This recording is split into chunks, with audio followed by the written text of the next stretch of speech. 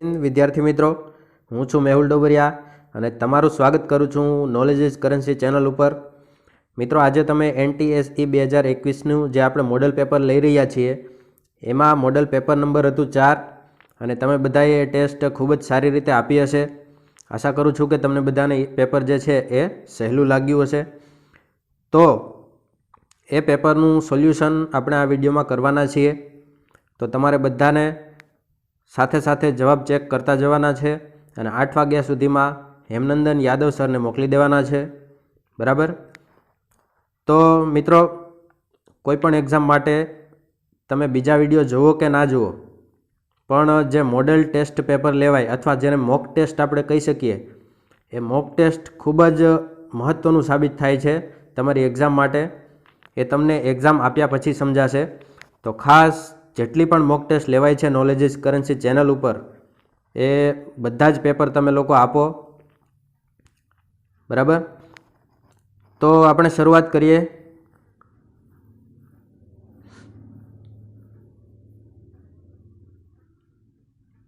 મેટના પ્રશ્નો. પહેલો પ્રશ્ન છે 0.002 ગુણ્યા 0.5 બરાબર કેટલા? હવે જુઓ, અહીંયા આપણે સૌપ્રથમ શું કરીશું, પોઈન્ટને નહીં ગણીએ. પહેલાં અહીંયા છે 5 અને અહીંયા છે 2, તો 5 ગુણ્યા 2 એટલે કેટલા થશે? 10. હવે જુઓ, અહીંયા પોઈન્ટ પછી 3 અંક છે અને અહીંયા પોઈન્ટ પછી 1 અંક છે. તો ટોટલ પોઈન્ટ પછી કેટલા અંક છે એ જોવાનું. ટોટલ પોઈન્ટ પછી 4 અંક છે, તો અહીંયા 2 અંક તો આવી ગયા મિત્રો. તો 10 અને આગળ આપણે 2 શૂન્ય મૂકી દઈશું, તો 4 અંક થઈ ગયા. 0.0010 એટલે કે ઓપ્શન અહીંયા આપણો સાચો પડશે, ઓપ્શન બી. ઓકે. પછી બીજો પ્રશ્ન છે 0.36 પ્લસ 9.851. તો હવે જુઓ, અહીંયા પોઈન્ટ પછી 2 અંક છે અને અહીંયા પોઈન્ટ પછી 3 અંક છે. તો જો અહીંયા આપણે 360 લખી દઈશું. હવે આનો સરવાળો કરવાનો છે આપણે. 0 પ્લસ 1 એટલે 1, 6 પ્લસ 5 એટલે 1, 11 ના 1 અને આગળ 1 જશે વધી તરીકે. પછી 8 પ્લસ 3 એટલે 11, 11 ને 1 12. બરાબર છે? 12 ના 2 અને આગળ 1 જશે વધી તરીકે. 9 ને 1 10. તો 10.211. 10.211 આનો સાચો જવાબ છે. ઓપ્શન સીમાં એ આપણને જોવા મળે છે. બરાબર છે? 10.211 ઓપ્શન સી. ત્રીજો પ્રશ્ન છે 8ની 0 ઘાત પ્લસ 2ની 2 ઘાત પ્લસ 10ની 1 ઘાત બરાબર કેટલા? તો જુઓ, કોઈ પણની 0 ઘાત હોય એટલે કેટલા થશે? 1. બરાબર? પછી પ્લસ 2ની 2 ઘાત એટલે કે 2 નો વર્ગ એટલે કેટલા થશે? 4.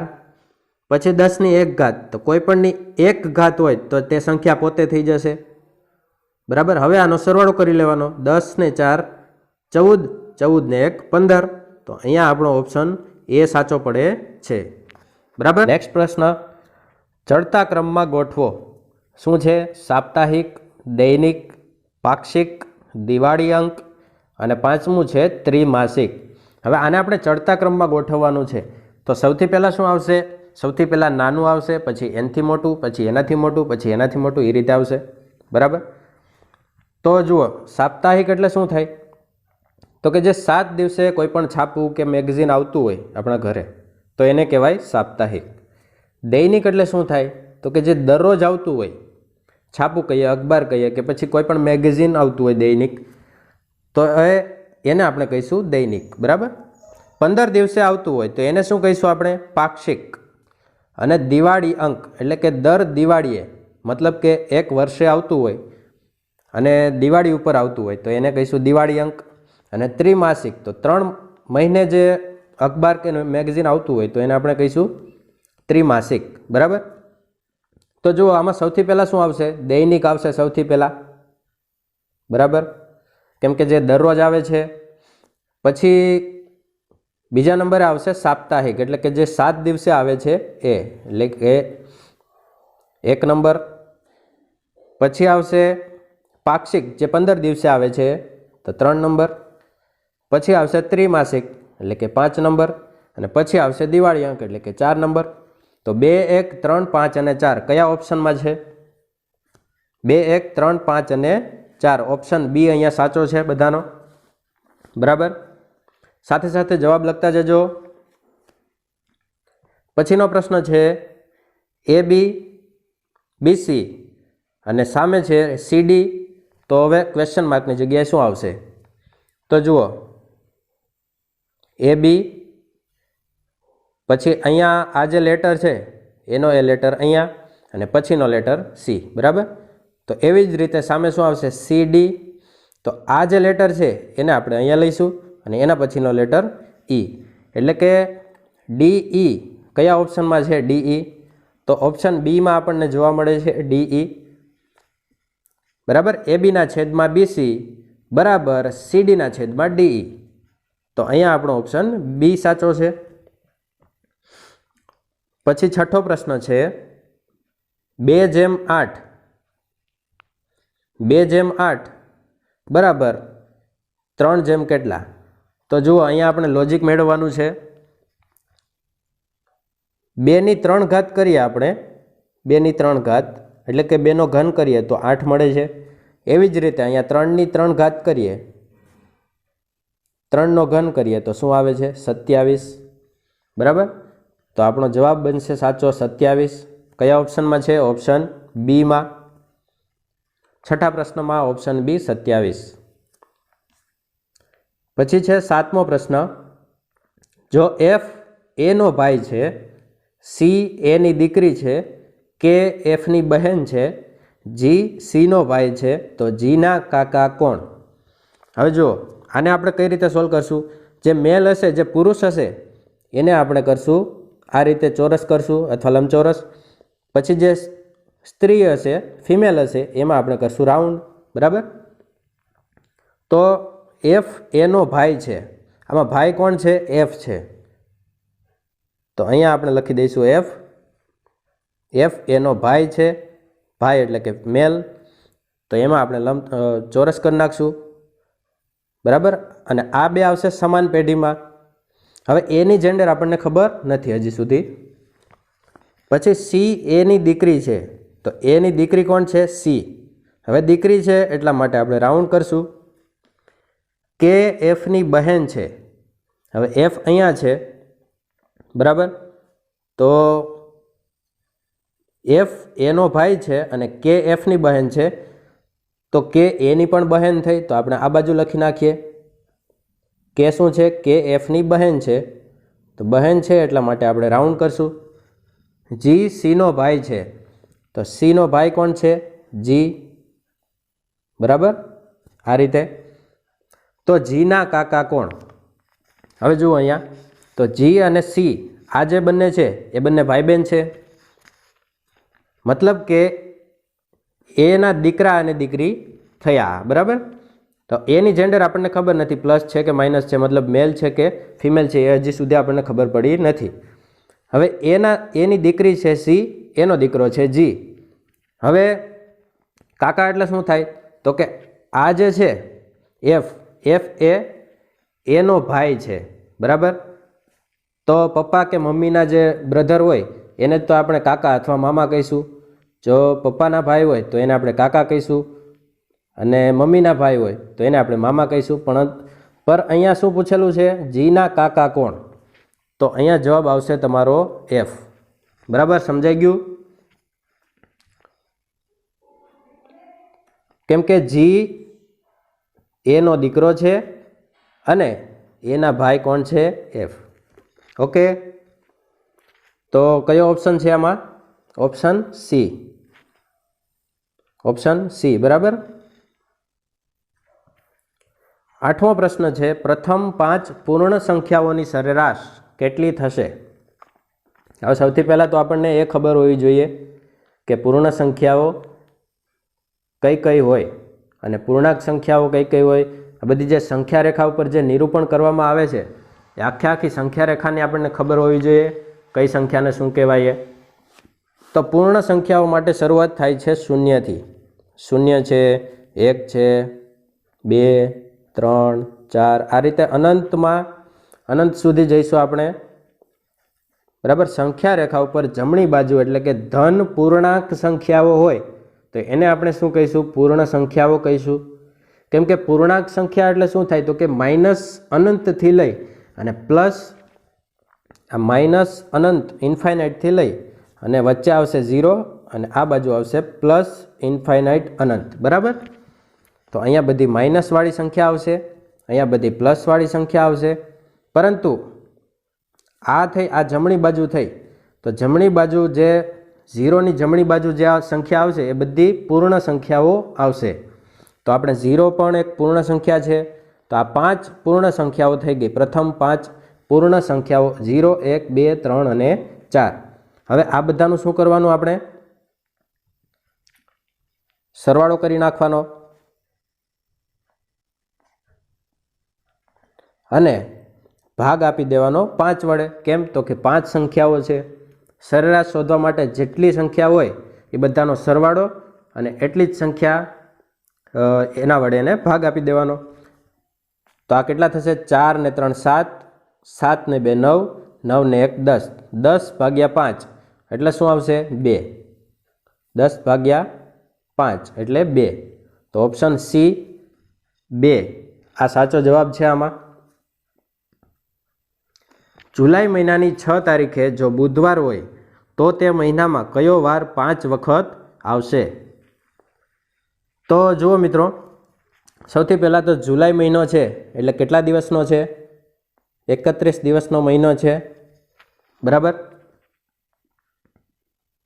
હવે 6 તારીખની વાત થાય છે અહીંયા.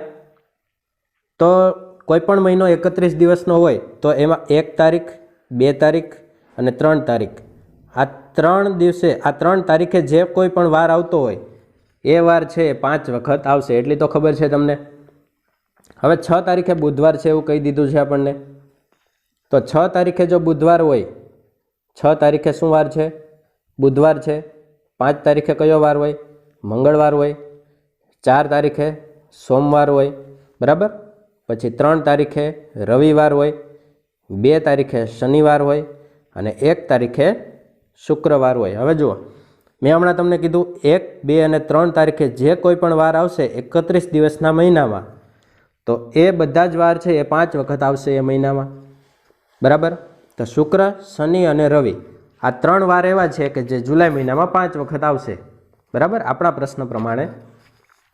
હવે જુઓ, ઓપ્શન શું શું આપેલા છે? ગુરુવાર, મંગળવાર, સોમવાર અને શનિવાર. તો આ 3માંથી કયો છે ઓપ્શનમાં? શનિવાર દેખાય છે આપણને. બરાબર. તો અહીંયા આપણો જવાબ સાચો બની જશે ઓપ્શન ડી એટલે કે શનિવાર. બરાબર ને. પછી મેટનો 10મો પ્રશ્ન છે. 3, 4 આ સિરીઝ આપેલી છે. 3, 4, 8, 17. તો હવે પછી અહીંયા શું આવશે? તો જુઓ, અહીંયા ડિફરન્સ કેટલાનો છે? 1નો. અહીંયા ડિફરન્સ છે 4નો. અહીંયા ડિફરન્સ છે 8 અને 9નો. બરાબર. તો પછી અહીંયા ડિફરન્સ કેટલો હોવો જોઈએ?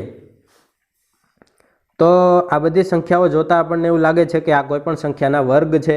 1નો વર્ગ છે, આ 2નો વર્ગ છે, આ 3નો વર્ગ છે. તો હવે પછી અહીંયા શું આવશે? 4નો વર્ગ એટલે કે 16. બરાબર. હવે આ બંનેનો સરવાળો થઈ જશે 17 અને 16 એટલે કે 33. શું આવશે જવાબ? Option D 33. હવે ગણિતના પ્રશ્નોમાં 11મો પ્રશ્ન જોઈએ આપણે. એક ગોળાનું ઘનફળ અને વક્ર સપાટીનું ક્ષેત્રફળ સરખું છે તો ગોળાની ત્રિજ્યા ખાલી જગ્યા સેન્ટીમીટર થાય. કેટલી થશે? 5, 3, 2 કે પછી 4 સેન્ટીમીટર? શું આવશે આમાં? તો જો આના માટે તમને સૂત્રો ખાસ યાદ હોવા જોઈએ. ગોળાનું ઘનફળ એનું સૂત્ર શું થશે? 4/3 પાઈ આરનો ઘન. બરાબર. પછી બીજું છે વક્ર સપાટીનું ક્ષેત્રફળ. તો ગોળાની વક્ર સપાટીના ક્ષેત્રફળનું સૂત્ર શું થશે? તો એ આવશે 4 પાઈ અને આરનો વર્ગ. બરાબર. હવે જુઓ, અહીંયા કીધું છે એક ગોળાનું ઘનફળ અને વક્ર સપાટીનું ક્ષેત્રફળ સરખું છે એટલા માટે આપણે વચ્ચે અહીંયા બરાબર કરી દીધા છે. બરાબર. તો ગોળાની ત્રિજ્યા ખાલી જગ્યા સેન્ટીમીટર થાય. હવે જો 4 પાઈ બંને બાજુ સરખા છે તો આપણે કેન્સલ કરી દઈશું. પછી અહીંયા આરનો વર્ગ છે અને અહીંયા આરની 3 ઘાત છે, એટલે કે ઘન છે. તો 3 ઘાત અને અહીંયા સામે છે 2 ઘાત, તો આમાંથી 2 ઘાત આપણે કેન્સલ કરી નાખશું. શું વધશે? અહીંયા આર. હવે અહીંયા ખાલી નીચે છેદમાં 3 વધે છે, તો આરના છેદમાં 3 બરાબર અહીંયા તો કાંઈ નથી, તો આપણે 1 લખી નાખશું. ઓકે, તો આર બરાબર શું થશે? આ 3 પહેલી બાજુ જતા રહેશે, તો 3 આવી જશે. તો ત્રિજ્યા ગોળાની મળી ગઈ આપણને કેટલી? 3 સેન્ટીમીટર.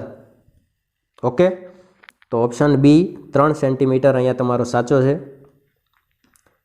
પછી 12મો પ્રશ્ન છે, એક લંબચોરસ ખેતરની પહોળાઈ તેની લંબાઈથી 4/3 ગણી છે. ખેતરનું ક્ષેત્રફળ 192 ચોરસ મીટર છે, તો તેની પરિમિતિ કેટલી થાય? તો જુઓ, એક લંબચોરસ ખેતર છે આ રીતે, બરાબર. એની પહોળાઈ તેની લંબાઈથી 4/3 ગણી છે. તો આ લંબાઈ થઈ ગઈ અને આ થઈ ગઈ પહોળાઈ. હવે આપણે ધારી લઈએ લંબાઈ કેટલી છે. લંબાઈ આપણે ધારી લઈએ x, તો પહોળાઈ આપણને આપેલી છે, પહોળાઈ તેની લંબાઈથી 4/3 ગણી, એટલે કે લંબાઈ x છે તો 4/3 x, બરાબર. xના 4/3 એ શું થશે? પહોળાઈ. હવે ખેતરનું ક્ષેત્રફળ આપણને આપેલું છે 192 ચોરસ મીટર. તો જો લંબચોરસનું ક્ષેત્રફળ મેળવવા માટે શું હોય? લંબાઈ ગુણ્યા પહોળાઈ, એટલે લંબચોરસનું ક્ષેત્રફળ મળી જાય. તો અહીંયા આપણને લંબાઈ છે x ગુણ્યા પહોળાઈ કેટલી છે? 4/3 x, બરાબર. 192 ચોરસ મીટર આ ક્ષેત્રફળ આપણને આપેલું છે. લંબાઈ ગુણ્યા પહોળાઈ બરાબર ક્ષેત્રફળ કેટલું? 192 ચોરસ મીટર. હવે અહીંયા આપણે કેન્સલ કરીએ.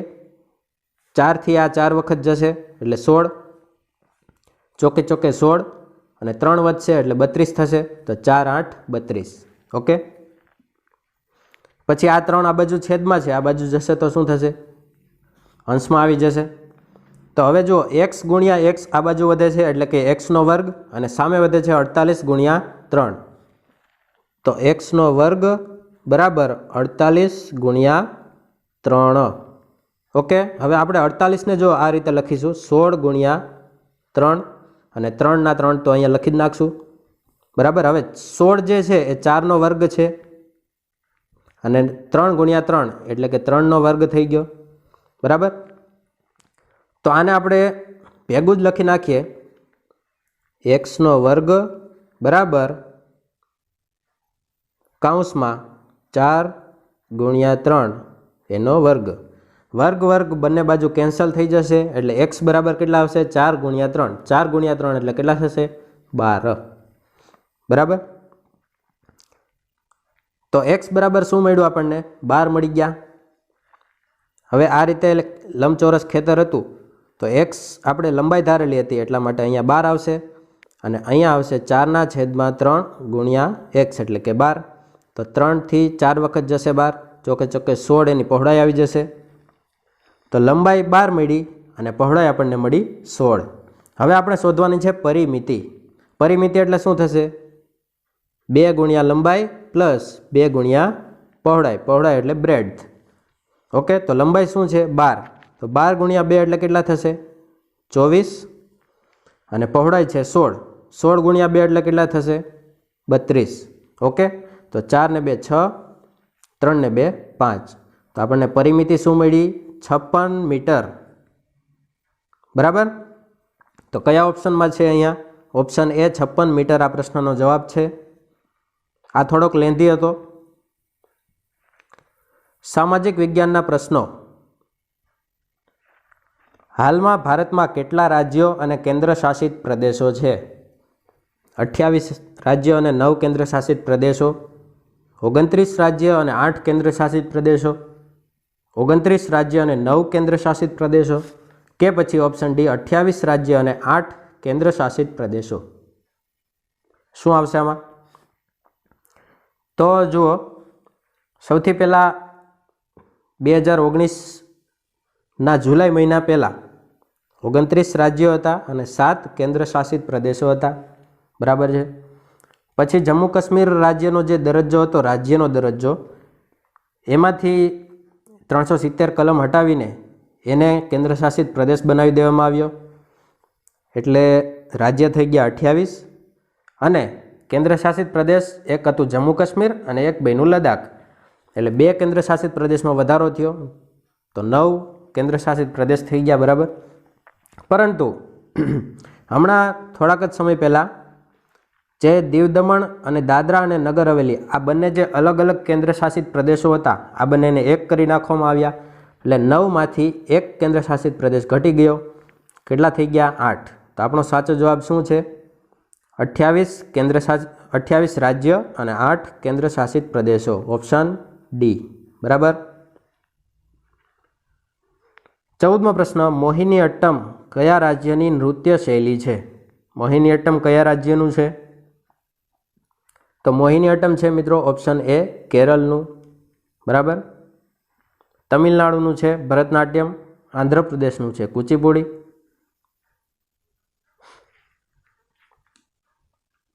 મોહિની અટ્ટમ અને બીજું કયું છે? કથકલી, બરાબર. કથકલી અને મોહિની અટ્ટમ કેરળનું છે.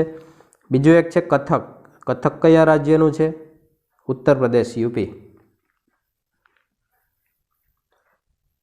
15મો પ્રશ્ન છે, તાજેતરમાં ચીન અને નેપાળ દેશો દ્વારા માપવામાં આવેલ માઉન્ટ એવરેસ્ટની ઊંચાઈ કેટલી છે? તો અત્યાર સુધી આપણે જે માઉન્ટ એવરેસ્ટની ઊંચાઈ હતી એ કેટલી હતી?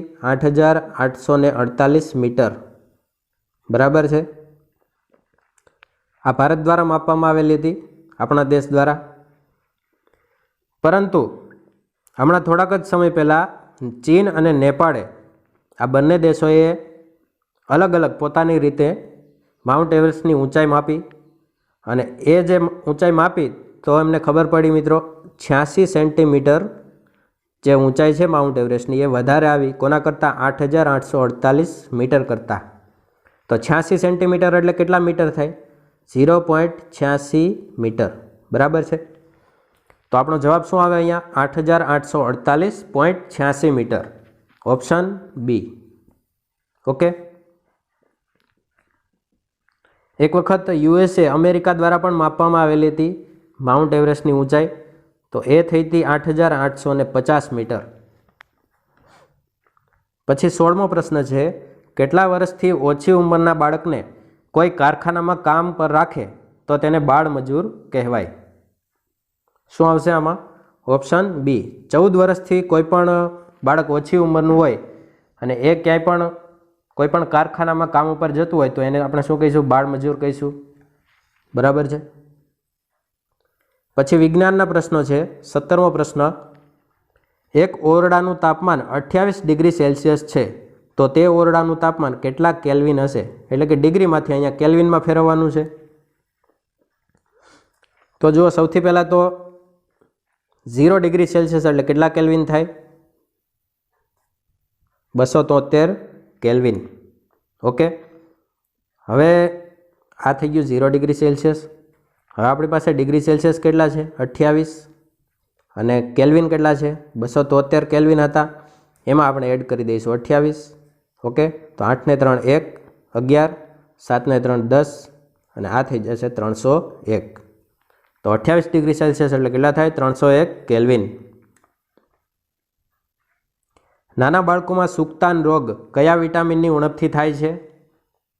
Vitamin D, vitamin A, vitamin B કે પછી વિટામિન સી? તો જે સુક્તાન રોગ છે એ હાડકાં નબળા પડી જવાનો રોગ છે. એ વિટામિન ડીની ઉણપથી થાય છે નાના બાળકોમાં. અને પુખ્ત વયના લોકો હોય એમાં વિટામિન ડીની ઉણપથી ઓસ્ટિયોમલેશિયા નામનો રોગ થાય છે, બરાબર. નાના બાળકોમાં કયો રોગ થાય છે? વિટામિન ડીની ઉણપથી સુક્તાન, અને પુખ્ત વયના લોકોમાં વિટામિન ડીની ઉણપથી ઓસ્ટિયોમલેશિયા નામનો રોગ થાય છે, બરાબર. પછી વિટામિન એની ઉણપથી રતાંધણાપણું જોવા મળે છે. વિટામિન બીની ઉણપથી બેરી નામનો રોગ થાય છે. વિટામિન સીની ઉણપથી સ્કર્વી નામનો રોગ થાય છે. ઓકે. તો આ વિટામિનનું ખાસ યાદ રાખવાનું છે, એક પ્રશ્ન આવે છે આમાંથી. પછીનો પ્રશ્ન છે 19મો, 1 લીટર એટલે ખાલી જગ્યા મિલીલીટર. તો 1 લીટર એટલે કેટલા મિલીલીટર? 1 લીટર એટલે આવશે મિત્રો ઓપ્શન બી, એટલે કે 1000 મિલીલીટર. બરાબર. તો આ પ્રશ્નમાં મારે તમને થોડુંક કહેવાનું છે કે ઘનતા તમને ખબર હશે. ઘનતા એટલે શું થાય? તો કે કોઈ પણ પદાર્થનું દળ હોય એના છેદમાં એનું કદ. બરાબર. તો એકમ કદ દીઠ એ જ પદાર્થનું દળ કેટલું આવે છે તો એને આપણે કહીશું ઘનતા. હવે જો હું તમને ઉદાહરણ દ્વારા સમજાવું, પાણીની વાત કરીએ આપણે, તો પાણીની ઘનતા કેટલી હોય? 1000 કિલોગ્રામ પ્રતિ ક્યુબિક મીટર, એટલે કે મીટરનો ઘન. બરાબર. હવે જો આપણે અહીંયા જોયું તો હમણાં સૂત્રમાં કે દળના છેદમાં કદ, કદનો એકમ શું થાય? મીટરનો ઘન, અને દળનો એકમ શું થાય? કિલોગ્રામ. બરાબર. તો 1 ક્યુબિક મીટર એટલે કે 1 મીટર ઘનમાં કેટલું પાણી સમાય? તો કે 1000 કિલોગ્રામ. બરાબર. બસ આ રીતે આપણે ઘનતાને સમજવાની છે. પછી બીજા કોઈ પણ પ્રવાહી હોય, ધારો કે તેલ છે કે પછી બીજા કોઈ પણ પ્રવાહી લ્યો, દૂધ લ્યો, તો આ બધાની ઘનતા અલગ અલગ થશે, કેમ કે 1 મીટર ક્યુબિકમાં, 1 ક્યુબિક મીટરમાં એનું જે દળ હોય છે એ બધાનું અલગ અલગ આવશે. બરાબર. પછીનો પ્રશ્ન છે છેલ્લો, કીડીના ડંખમાં કયું એસિડ જોવા મળે છે?